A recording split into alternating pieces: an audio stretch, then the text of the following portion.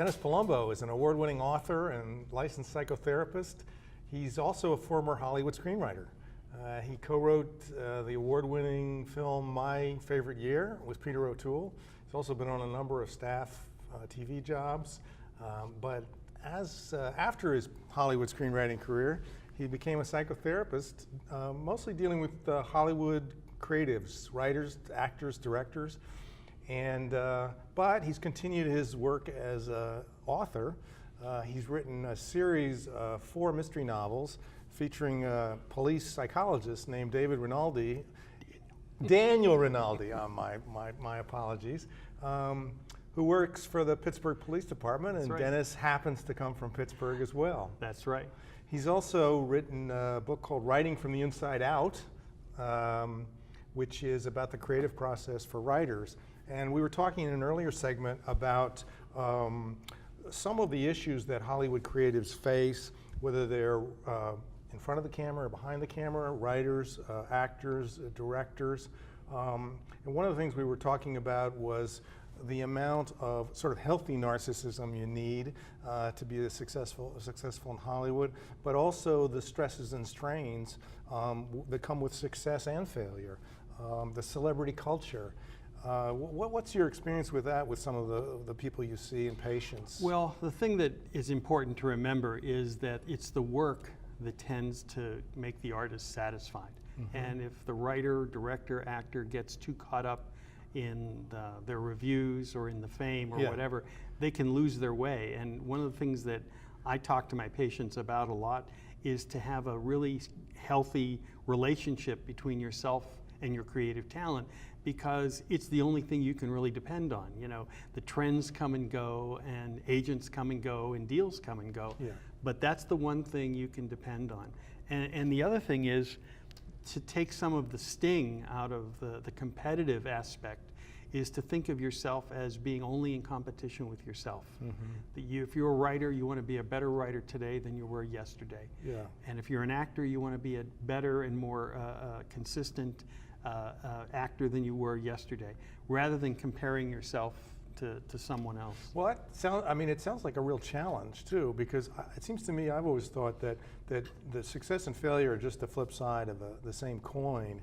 And if you're getting a lot of accolades, or if you're getting a lot of rejection, it takes a fair amount of discipline to say to yourself what you just said. Mm-hmm. This is about the work, and I'm sure there are ups and downs with that. I mean, how do people, you find, cope effectively with some of that? Well, most of the time, to cope effectively, you have to do 2 things. Number one, I think you have to take ownership of your feelings. Mm-hmm. So if you're hurt by a rejection, I think you're much better off to go, wow, that really hurt, and grieve it. But at the same time, you have to challenge the meaning you may give it. Like, oh, this means I was never meant to do this in the first place, or oh, this means I'm not really good at my job, mm-hmm. and that I'll never get anywhere. That sense that your feelings in your mind, your feelings become predictive. So if I'm feeling defeated now, that means I'm never going to succeed. Mm-hmm. And it's important for people, particularly creative people, to remember that their feelings do not predict the future. Yeah. And that they're just information. It's just data on what it feels like to be you right then. Yeah. But it's important to challenge some of those self-defeating meanings, which we all have. Yeah. It's interesting too, to me, because in a way for creatives, our material is our emotions. Mm-hmm. That's the clay that we're using to work with to make the sculpture. And so there's some treacherous waters there, I think, because for an actor, it means being able to access your emotions in a scene. For a writer, it means when you write the scene to be able to be in touch with that. And so your emotions are so much sort of a compass for you as you do your work. I think therapy is probably a great aid in navigating that. Well, I like to think it is. I've been doing it 28 years, but I think the important thing to remember is what makes being a creative person so risky is that your feelings are your raw materials, your memories, your thoughts, your imagination, your fears, your doubts. The funny thing is that often patients will come to me and say, oh, I have so many doubts about myself and insecurity about my talent. I wish I could just take all my doubts and fears and shove them out of the room, and then I'd sit down and write. And I always say, write about what? Yeah. You know, you got to bring all those things back in, because that's the only work that's going to be relatable to your audience. Right.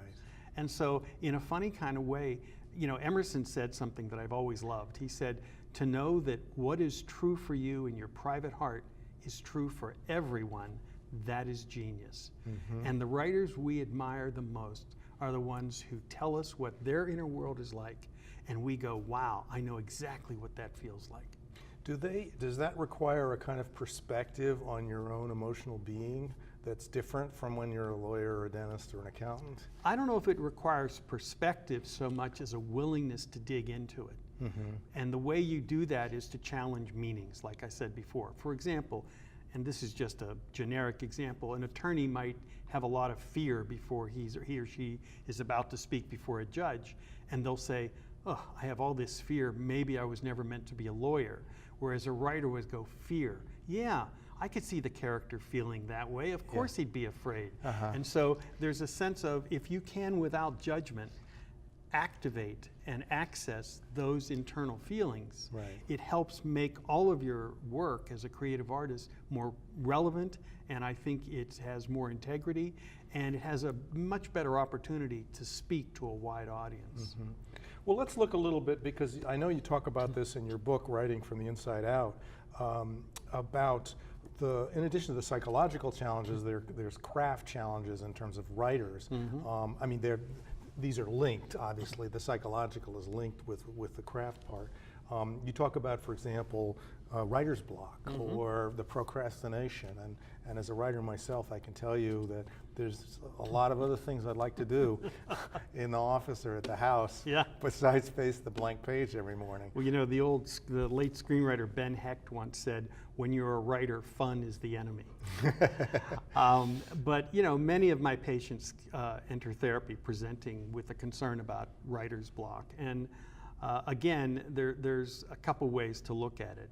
I think the first and most important thing is not to panic. If you have writer's block, it means you're a writer. You know, most writers are blocked at one point or another, and it depends on, you know, the meaning you give to that block. If you say to yourself, gee, John Updike's never been blocked, well, then it's going to be much harder for you to navigate the block. The second thing, I think, is to try to frame it as potentially good news for a writer. If you look at the biographies of any artist you admire, whether it's a painter or a director or composer, there's 4 or 5 periods where their career seems to stutter, or their work gets repetitive, or even they stop working for a while. And then there's this new burst of creativity. I think blocks are like that. I think they're appropriate and inevitable developmental steps in your growth as an artist. And I think the reason that this, you know, it's like a toddler, you know, they have to navigate that developmental step of walking. So they get up, they fall down, they get up, they fall down, they hold on to a chair. Finally, they're able to walk. And I think for writers who are about to do something perhaps harder than they've ever written before, or something that's more connected to their personal life or whatever, they bump up against these developmental steps, and then they have to navigate that block. And in my experience, I think the reason I'm right is I've never met a writer who, once having navigated and worked through a block, didn't think they were a better writer on the other end. And so I do think it is a natural and inevitable growth. So even though you may be experiencing depression or anxiety or other symptoms like that while you're in this state, there's something about working through that. Yes, that you need to do. It is part of your job as a writer to coexist with that anxiety and depression and work through that block, because it has something to teach you. Do you think actors have the same issues, the same internal issues? Yeah, I think so. The actors I've worked with who feel like I'm not getting into this character or whatever, there's usually some aspect of the character, and this is, they go up in their head and they decide, this isn't me. And if they're playing a bad guy, some part of them might say, well, I'd never do anything like that. How do I get into that? Well, your job is to help them see that every human being has within them a nun and a serial killer. Yeah. You know, the whole range of human emotion, we have it all, you know? Right. And so once they can, without judgment, see that that part of themselves can be activated without it meaning that that's who they are, Yeah. they're more willing to explore it. Well, speaking of serial killers, Yeah. you're- nice segue. yeah, you're on your fourth in Yeah. a series of mystery novels, and I don't know how you do it. First of all, I don't know how you find the time with your practice, 'cause I know you have a full practice, and I'm serious. I mean, I'd be interested in hearing that. Well, I'll be happy to tell you. But you've found a genre that you're working in that's obviously appealed to you, and we were all talking about writers, but this is you as a writer. What was it that drew you to the mystery? Well, I've drama? always loved mysteries. When I was sick, when I was 10 years old, my dad brought me The Adventures of Sherlock Holmes. In one of those hard covers, you know, where you open it and you smell the binding, and it was illustrated. And I read these stories. I thought I died and gone to heaven. Like, how long has this been going on? And I've loved mysteries and the puzzles in mysteries ever since. And even when I was in television, I was writing and, you know, selling short stories to Ellery Queen's Mystery Magazine and The Strand and places like that. And so about 6-7 years ago, once my practice was established and everything, I thought I want to do the thing I've always wanted to do, which is to create a series character. I wanted it to be a series of thrillers. I'm a big fan of like Dennis Lehane and Michael Connelly and writers like that. And I wanted to write about two things I really cared about, which was the state of the mental health system in America, what it was like to be a therapist, and the city of Pittsburgh. Something, and how it had two changed. things you know pretty well. Two things I know pretty well. And so my hero, it's a first-person novel, and this is the fourth in the series. Daniel Rinaldi is, like me, Italian-American, born and raised in Pittsburgh, went to Pitt, and is a therapist. And his specialty is treating the victims of violent crime. He deals with the trauma associated with crime and consults for the Pittsburgh police. And of course, even though he's not a cop, this being a series of mystery thrillers, he inevitably gets involved in all of their crimes. Yeah. Well, I love writing the series. It's a lot of fun. What's the, I mean, just in terms of the character like that, what's the balance between your role as a psychologist and your getting involved in the crime, the investigation? Because there's, you know, you always think of the psychologist as being the observer person and the commentator, but this is a little different. Well, that's the thing. Because my character, Daniel Rinaldi, is himself the victim of a mugging, that he was shot and his wife actually was killed, he's on a mission to be very helpful to these patients. But he doesn't like do any investigating like a police person would do, but he ends up getting involved in the crimes anyway, for any number of reasons. Like in Phantom Limb, one of his patients is kidnapped, and he's in a room with the FBI and the police and the patient's husband, who's in a wheelchair. And the kidnapper calls and says, I don't want any police, I don't want any feds, and I'm sorry, but where I have the drop-off is not wheelchair accessible. Daniel, you're gonna be the one to deliver the ransom. So the hard part on these kinds of books where your hero is an amateur is to figure out logical ways they can get involved without being a police person. And I think I've done it so far. So, well, let's talk about your process, because I mean, you're seeing patients 8 to 6 Yeah, 8 or to something 6, like yeah, that. yeah. 5 days a week, probably, mostly. Yeah. How do you find the time? I know when I was teaching, I had a lot of people have day jobs, and it's how do you maintain the discipline to keep writing? well, the first thing is most authors who have mystery series put out a book every 6 or 8 months. Mine come out every 2 years. I write every day at lunch for an hour, maybe 2, depending on my lunch hour. And then around the last 100 pages of the book, I'll start stealing weekends and evenings.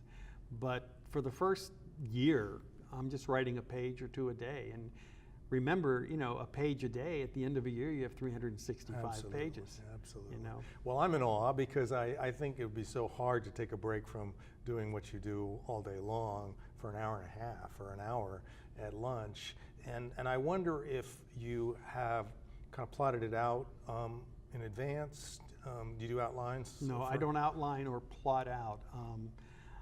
I make it up as I go along, which is a dangerous way to do it, but I'd rather write than think.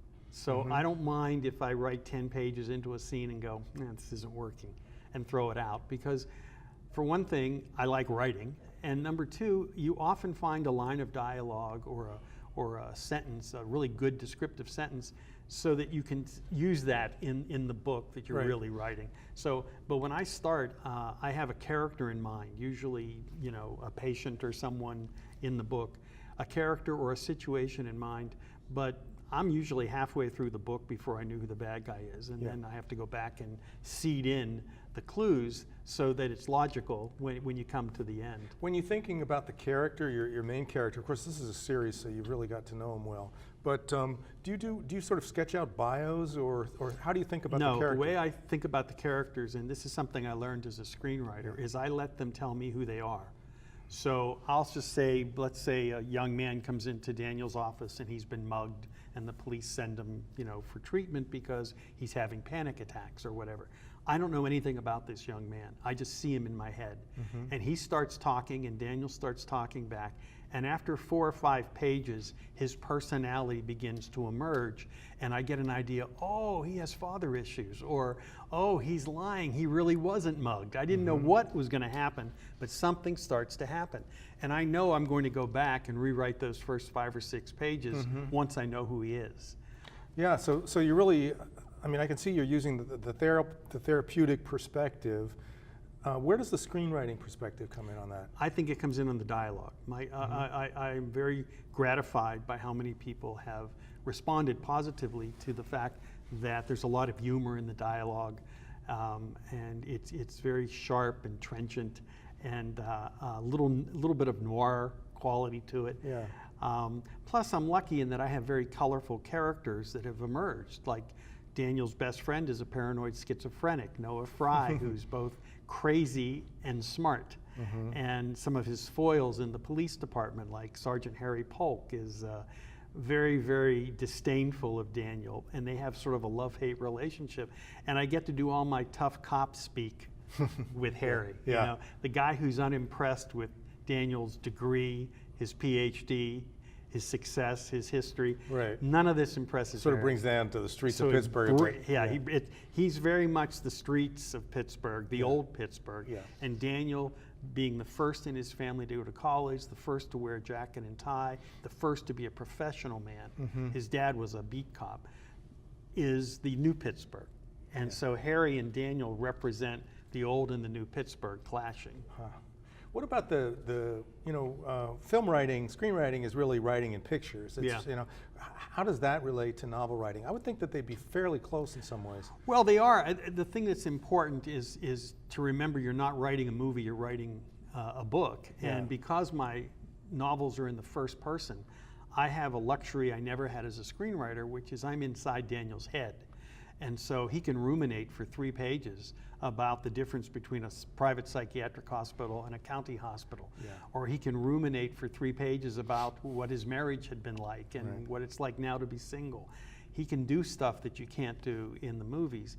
And the other thing is I like writing description. When I was in college, I really thought I was going to be a novelist. And so I like description that really grounds us, that gives us a real sense of place.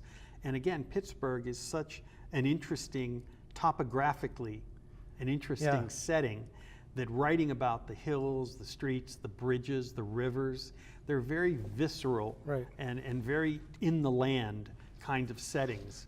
And again, I've been gratified how many reviews mentioned that Pittsburgh's like a character in the series. As it should be. Yeah.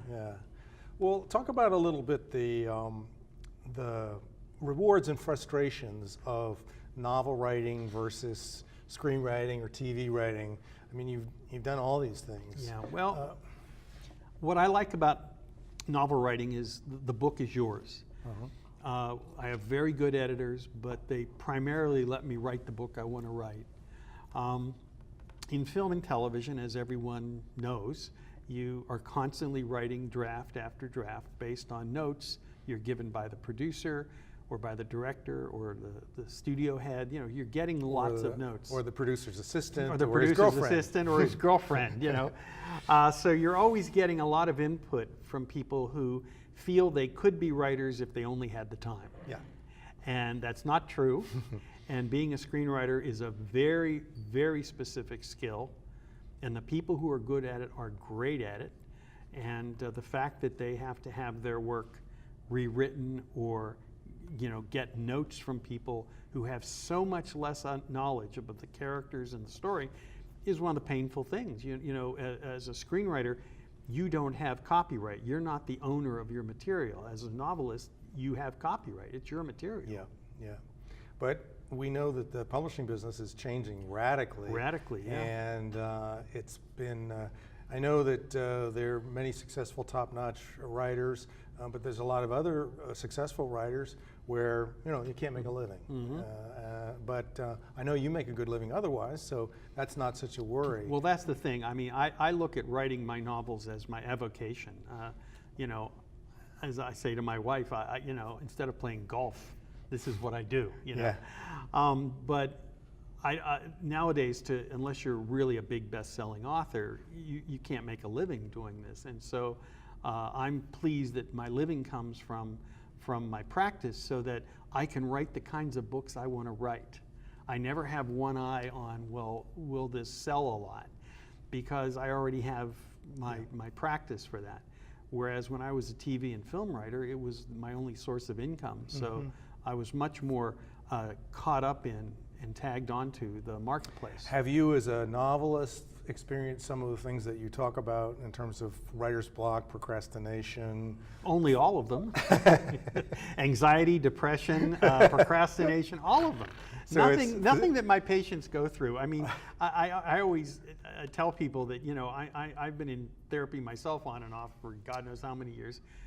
I'm as neurotic and insecure as I ever was. I just don't hassle myself about it anymore. Yeah.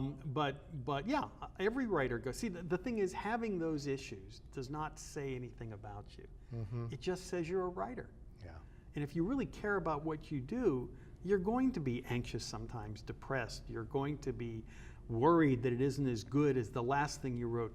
You're a human being, you know, and there's no matter how much therapy you get or how many seminars you take or self-help books you read, there's no perfectible version of you in the future who's going to sit down in an untroubled state and write. That person doesn't exist, and we wouldn't want to hear what they had to say anyway. Yeah. And you probably, if you're striving to hit that state, you're probably never going to put a word on. That's on exactly the paper. right. That's why I always say, don't wait for inspiration. Just start writing. Yeah. Well, no, Hemingway said what he does and gets up in the morning and makes himself write a sentence. Yeah.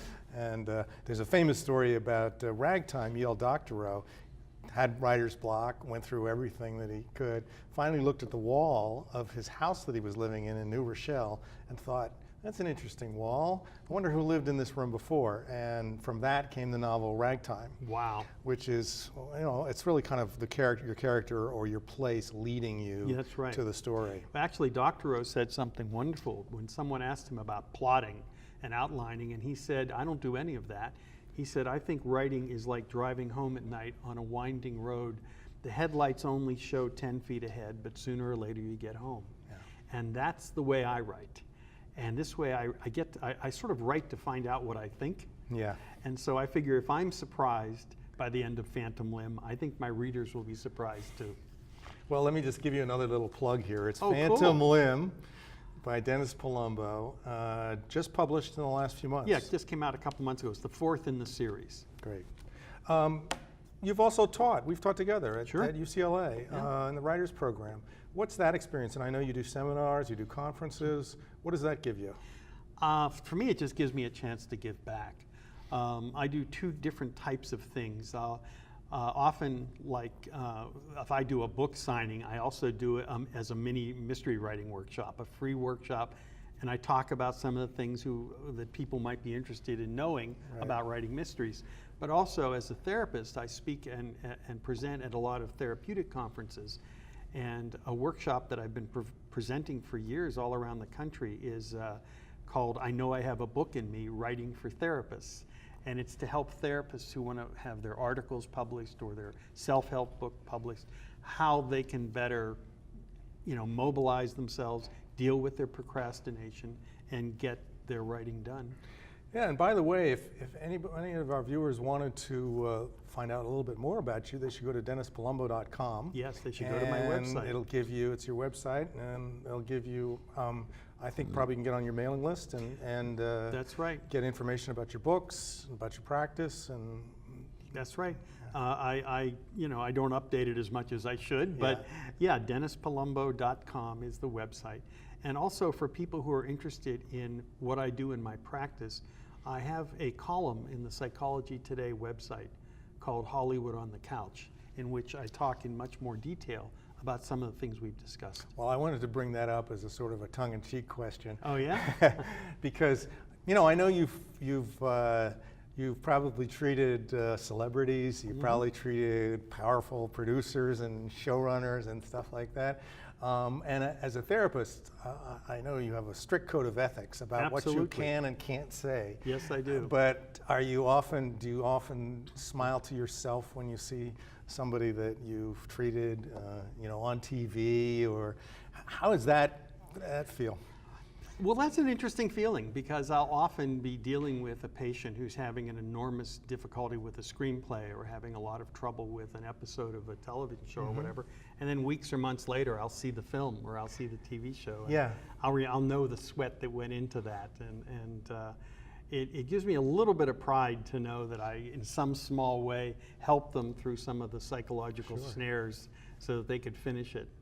Yeah, and I also think it gives you an insight to celebrity culture a little bit, because, and the Hollywood pressure cooker, because you're seeing people as human beings, as patients, and you know that everybody has issues, and people that in the spotlight may have even more heat on their issues. Well, they do, because your struggles, whether they're personal or professional, if you're well known, they're done under a spotlight.